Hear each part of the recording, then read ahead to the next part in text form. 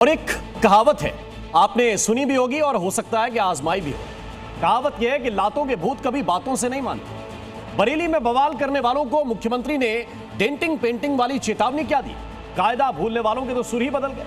प्रशासन ने पत्थरबाजों को ऐसी तगड़ी दवाई पिलाई कि कट्टरपंथियों की मानो हेकड़ी निकल गई। कल जुमे की नमाज के बाद जो भीड़ पुलिस पर पत्थर बरसा रही थी, धक्का मुक्की कर रही थी, उनके सुर बदल गए। कोई कह रहा है कि मैं तो भाई दिल्ली में था, और कोई ये दावा कर रहा है कि मैंने तो कुछ देखा ही नहीं। बोलना नहीं आता सही। अरे बोली क्यों? हम यहाँ थे ही नहीं। मैं यहाँ का नहीं। वाह, मान गए भाईजान को। इसे कहते हैं हेकड़ी का हवा होना। बरेली में किसने अराजकता की, सबने देखा। किसने पुलिस वालों पर पत्थर बरसाए, ये भी सबने देखा। किसने आई लव मोहम्मद के नारे लगवाए, वो भी देखा।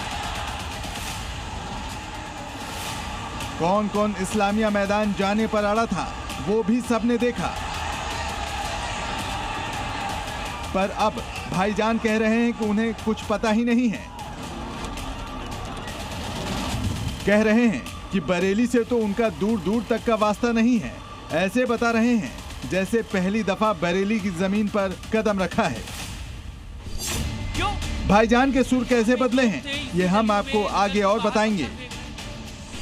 मुख्यमंत्री योगी का बयान पहले सुन लीजिए, तब आपको समझ में आ जाएगा कि क्यों 24 घंटे में ही भाईजान बदल गए। कभी कभी बुरी आदतें जाती नहीं लोगों के, तो उसके लिए उनकी डेंटिंग पेंटिंग करवानी पड़ती है कायदे से। जुमे की नमाज के बाद कल बरेली की मस्जिद से भाईजान की भीड़ निकली थी। जुबा पर आई लव मोहम्मद का नारा था। भीड़ इस्लामिया मैदान जाना चाहती थी, लेकिन जब पुलिस ने रोक दिया तो भाईजान ने असली रंग दिखा दिया। पत्थर बरसाए, बैरिकेड को तोड़ा, पुलिस वालों से धक्का मुक्की की। लेकिन मुख्यमंत्री योगी को भाईजान की पूरी प्लानिंग का अंदाजा पहले से ही था, इसलिए न सिर्फ उन्हें वक्त रहते खदेड़ा गया, बल्कि पुलिस को आदेश दिया गया कि दंगाइयों को ऐसा सबक सिखाएं कि पीढ़ियां दंगा भूल जाएं। योगी ने कायदे से डेंटिंग पेंटिंग वाली बात क्या की? पत्थर बरसाने वाले भाईजान को लग गया कि अब उनका बचना मुश्किल है। अगर उनकी करतूत पुलिस के कैमरों में रिकॉर्ड हो गई होगी तो लेने के देने पड़ जाएंगे। जिस जगह पर पत्थर बरसाया गया, वहां रहने वाले भाईजान के कैसे सुर बदल गए। बोलना नहीं आता सही। अरे बोली क्यों? मैं नहीं मालूम। कल यहाँ पे लोग थे, इसी गलियों में निकल के बाहर पत्थर फेंक रहे थे। भैया मुझे नहीं मालूम, मैं खाना ही हाँ। तो पलंग ढूंढने गए हुए थे दीवान खाने, हमें कुछ नहीं मालूम। हम यहाँ थे ही नहीं। यूपी में शासन किसका है? मैं यहाँ का नहीं हूँ। कहाँ के हैं आप? बाहर। बरेली के हैं? बाहर का। बरेली के हैं? दिल्ली। दिल्ली से है। बरेली में कल हुए बवाल में मौलाना तौकीर रजा सहित 8 लोग गिरफ्तार किए गए हैं।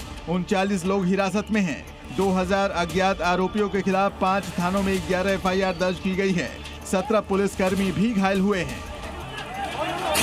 कल इतना सब कुछ भाईजान ने किया, अब उन्हें पुलिस एक्शन से डर लग रहा है। फिर से डरे हुए मुसलमान वाला विक्टिम कार्ड खेलना शुरू कर दिया है।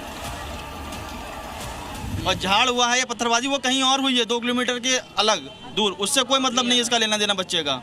इसे उठा लिया गया है। आप ऐसी बयानबाजी मत करिए जिससे कि डरा हुआ मुसलमान और डर जाए। आपकी शफकत के हाथ की जरूरत है इन गरीब मुसलमानों को। आप कोटे देख लीजिए, 5:30 बजे मेरा बच्चा जो है मस्जिद के अंदर है, उसको मस्जिद से उठा के यहाँ ले आए। वो जो पाया गया उसे आप भेजिए, और जो नहीं पाया गया उसे आप पकड़ लाए।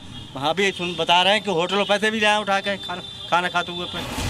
आई लव मोहम्मद को लेकर विवाद कानपुर से शुरू हुआ और ये फिर उन्नाव, वाराणसी, मुरादाबाद, बदायूं, महाराजगंज, संभल और आगरा में फैला। लेकिन बरेली में शुक्रवार को भाईजान ने प्रदर्शन में न सिर्फ मर्यादा की हदें पार कर दी, बल्कि सुनियोजित साजिश के तहत माहौल को बिगाड़ दिया।